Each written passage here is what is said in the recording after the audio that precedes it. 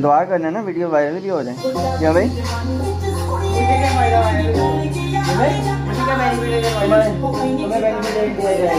हाँ जी आजम भाई जी, आपकी वीडियो वायरल होने जा रही है।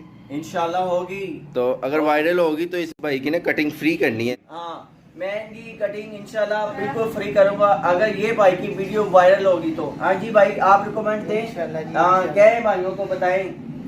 वीडियो वायरल होगी तो आप फ्री कटिंग करेंगे लाइफ टाइम। ये मैं आपसे प्रॉमिस कर रहा हूँ। मेरे भाई बताएं, आप मीडिया को बताएं, आवाम को बताएं, पब्लिक को। भाई ने मेरे साथ प्रॉमिस किया है अगर मेरी वीडियो वायरल हुई तो मेरी कटिंग फ्री करेंगे। हाँ इंशाल्लाह से कटिंग करवाएं, बहुत अच्छा। आने वाला के लोगों के लिए मैं एक बड़ी अच्छी ऑफर देने जा रहा हूँ कि जो बंदा अपनी कटिंग मुझसे करवाएगा, ठीक है, मेरी मर्जी की कटिंग होगी, जो बंदा करवाएगा मैं उसकी कटिंग बिल्कुल फ्री करूँगा। चैलेंज।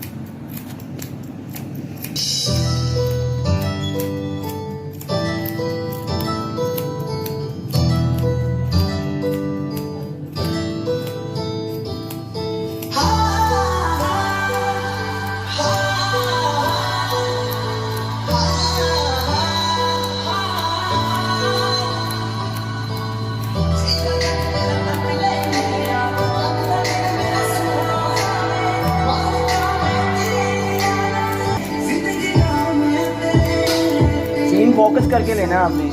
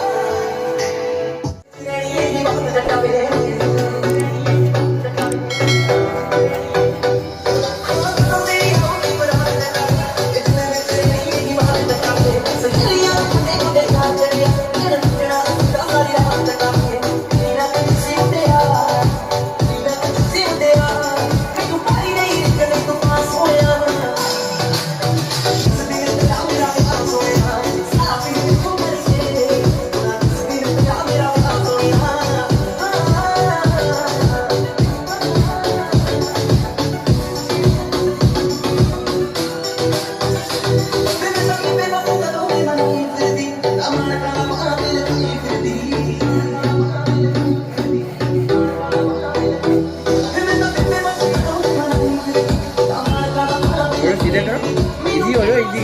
टेंशन ही लेनी दोस्त, आपको टेंशन ही आने दूंगा। हाँ, जितना सोच रहे हो ना नहीं